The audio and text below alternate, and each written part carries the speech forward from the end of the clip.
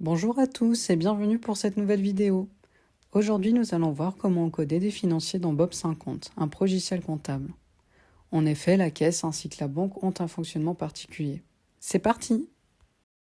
Tout d'abord, pour cette vidéo, je pars du principe que les bases de la comptabilité sont acquises. Avant de commencer la vidéo, je vais vous donner une petite astuce. D'abord, vous devez aller dans l'engrenage Options.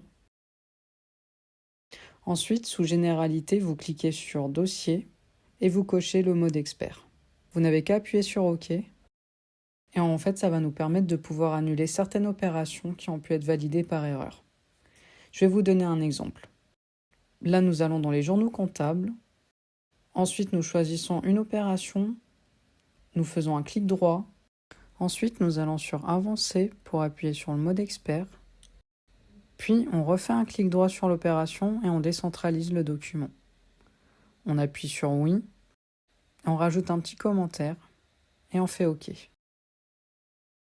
Et là, ce qu'on voit, c'est l'opération qui vient d'être décentralisée.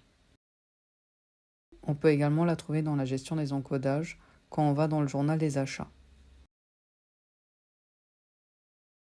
Bon, maintenant que je vous ai montré la petite astuce, nous allons d'abord faire une petite vérification.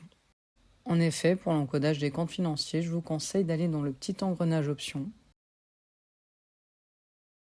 Ensuite, vous appuyez sur Encodage, vérifiez que la gestion de la TVA soit cochée, et ensuite on coche à partir d'opérations diverses jusqu'à la vérification multijournaux.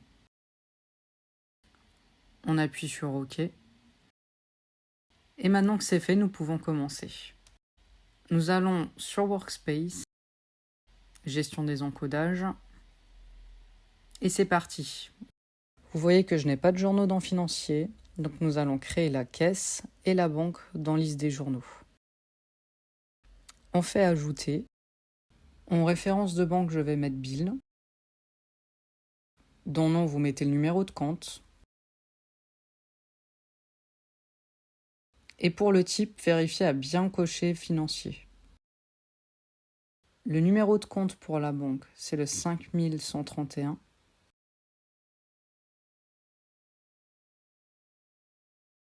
On ne touche pas au nom, on coche juste la saisie TVA FIN OD. Ensuite, on sauvegarde. Tout est nickel. On appuie sur la petite disquette. Et puis on rajoute la caisse. On référence Je mets quai pour caisse. Et pour le type, pareil que pour la banque, nous mettons financier. Le numéro de compte de la banque, c'est le 516. Et on sauvegarde. Nous pouvons constater que nous avons nos deux journaux pour la caisse et la banque. Maintenant, je vais vous proposer un exercice où nous allons enregistrer quelques factures pour les encoder dans la caisse et dans la banque. Voici la première facture. Nous sommes Société Vidéo. Nous voyons qu'il s'agit d'une facture d'achat. Société Vidéo a acheté 8 claviers et 8 souris, pour un total de 795,60 €. Premièrement, nous allons nous diriger sur le journal des achats. Ensuite, nous tapons le nom du fournisseur, c'est le fournisseur du coin. Vu que c'est la première fois que nous avons acheté chez le fournisseur, nous devons créer la société. Nous rentrons l'adresse qui est notée sur la facture. Dans ce cas, nous n'avons pas le numéro de TVA, mais nous rajoutons également le numéro de TVA. Ensuite, nous ajoutons la date d'entrée de la facture. Puis nous rajoutons le montant total. La communication, il vaut mieux l'écrire toujours de la même manière. Je mets le numéro de la facture avec le nom du fournisseur à la fin. Ensuite, nous recherchons le compte pour les claviers et les souris. Et dans ce cas-là, c'est le compte petit équipement. Pour la TVA, nous choisissons achats frais généraux à 17%. Et nous voyons que le total hors TVA correspond bien à la facture et que nous avons 115,60 € de TVA. Le libellé sera pareil que la communication et nous avons terminé la première opération. Nous avons une deuxième facture d'achat. Cette fois, il s'agit du fournisseur tech. La démarche est la même. J'entre les informations du nouveau fournisseur. Il ne faut pas oublier d'insérer la TVA et je sauvegarde. J'insère le montant total de 3 580,20 €. Et ensuite, je vérifie ce que Société Vidéo a acheté cette fois-ci. Il s'agit de 2 ordinateurs portables. Pour ces 2 ordinateurs, nous allons utiliser le compte matériel informatique. Étant donné qu'il s'agit d'un compte d'actifs, nous allons choisir pour le type de TVA achat-investissement. Nous avons le montant hors TVA avec la taxe de 520,20 €. Voilà, nous avons fini pour les achats. Maintenant, nous allons voir des factures de vente. On est sur le journal des ventes. Puisqu'on sait maintenant comment enregistrer les factures, on va augmenter la cadence. Donc là, nous avons le client Antoine qui nous a acheté 10 clés USB pour des cours de fiscalité et 4 clés USB pour des cours de comptabilité. Puisque ce client n'a jamais acheté chez nous, nous devons enregistrer ces informations, la date à laquelle l'achat a été effectué et le montant total de la facture. Pour la communication, nous utilisons la même logique qu'avec les fournisseurs. Et ensuite, nous utilisons le compte vente de marchandises. Pour le type de la TVA, il s'agit de vente à 17%. Et nous pouvons vérifier les montants. 292 hors TVA et 49,64 € de TVA. Ensuite, nous avons un autre client, Bernadette. Elle nous achète 7 clés USB de cours de fiscalité au prix total de 180,18 €.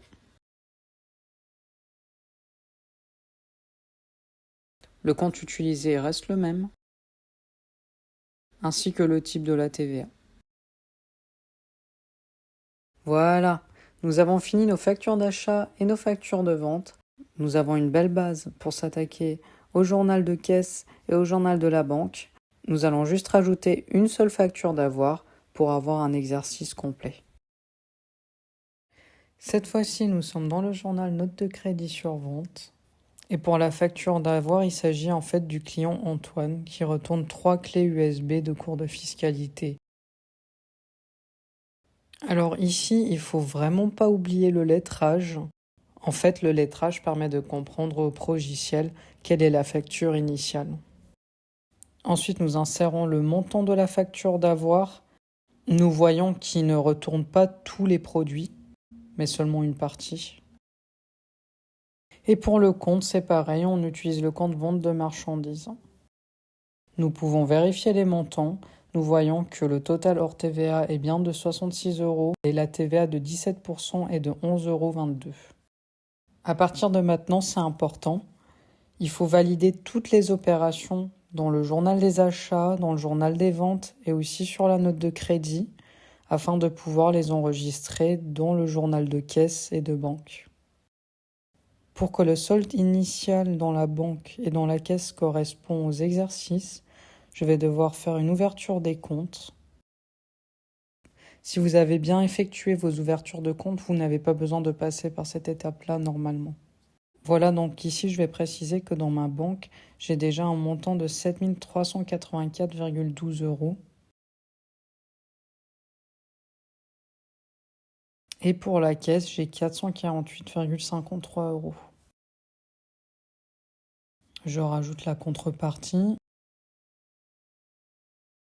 et on enregistre. Je valide également l'ouverture des comptes. Et comme vous pouvez voir, le solde initial a été mis à jour dans le journal de caisse et dans le journal de banque. Maintenant, nous pouvons nous attaquer à la partie la plus intéressante, la trésorerie. Voici encore une fois le résumé du livre de caisse. Tout d'abord, nous écrivons le solde final et nous pouvons commencer à encoder les opérations. Alors pour cette première opération, la société a acheté du carburant. Donc là, ce que nous allons faire, nous allons dans le plan comptable et nous choisissons le mot de liste. Ensuite, on tape le numéro de compte et on coche saisie TVA FIN OD. C'est très important. Puis, en dessous, il ne faut pas oublier le taux de TVA. Là, nous allons choisir achats frais généraux à 17%. Ensuite, pour le type de compte, nous allons mettre un G parce qu'il s'agit d'un compte général. En effet, il y a 3 types de comptes différents. On va prendre C pour un client, F pour un fournisseur et G pour un compte général. Attention, le fonctionnement de la trésorerie est différent au niveau du montant. C'est pas précisé si c'est débité ou crédité. Donc là, nous allons mettre un moins devant 49,64 parce que c'est ce que la société elle a payé. Vous voyez qu'en avançant, la TVA se calcule automatiquement. C'est qu'on a bien rajouté la saisie fine OD dans le compte carburant. Pour le reste, tout fonctionne de la même manière. Nous avons des blocs de feuilles A4 qui ont été achetés. Il s'agit de fournitures administratives. Pareil, on coche la saisie TVA, on rajoute achats frais généraux à 17% et on rajoute le type de compte général, parce qu'il ne s'agit ni d'un fournisseur ni d'un client. On n'oublie pas le petit signe moins devant les 23,84 €. Et pareil, la TVA est calculée automatiquement. Pour la vente de 5 clés USB, c'est identique. Dans la vente de marchandises, nous devons cocher la saisie fine OD. Cette fois-ci, au niveau du montant, ce qui change, c'est que nous écrivons uniquement 105,30 € parce que l'entreprise a gagné de l'argent. Voici une dernière opération avec un virement interne qui a été effectué au sein de l'entreprise.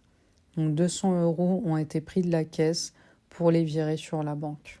Là, nous ne cochons pas la TVA fine OD parce qu'une opération interne n'a pas de TVA. Si toutes les opérations correspondent bien au solde final que nous avons inscrit au-dessus, nous pourrons sauvegarder. On en arrive au dernier encodage dans le journal de la banque. Comme avec la caisse, nous devons d'abord insérer le solde final et ensuite nous regardons la première opération. Petite information, dans le journal de la banque, nous allons mettre la date de l'extrait bancaire et ce pour toutes les opérations. Ici, il s'agira du 31/1/2024. Pour la première opération, il s'agit d'un virement à fournisseur du coin. Donc on type, on va mettre F. Et il ne faut pas oublier de choisir la facture à laquelle est lié ce virement. Bob se chargera d'insérer le montant total. Ensuite, nous devons payer le loyer. Nous n'avons pas besoin de rajouter la saisie TVA fine OD parce qu'il n'y a pas de TVA sur le loyer. Et nous insérons le montant de 1 450 €. Nous continuons sur la prochaine opération où il s'agit d'un virement d'un client Bernadette.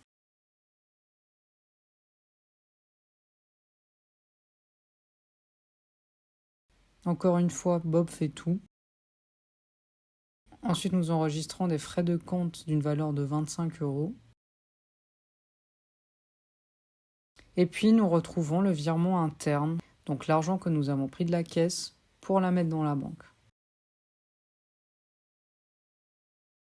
Finalement, nous enregistrons le virement du client Antoine en prenant le temps de bien choisir la facture initiale et la facture d'avoir. Et encore une fois, Bob a calculé le montant. Et voilà, je tiens à vous remercier pour votre attention et j'espère que cette vidéo a pu vous aider. À la prochaine!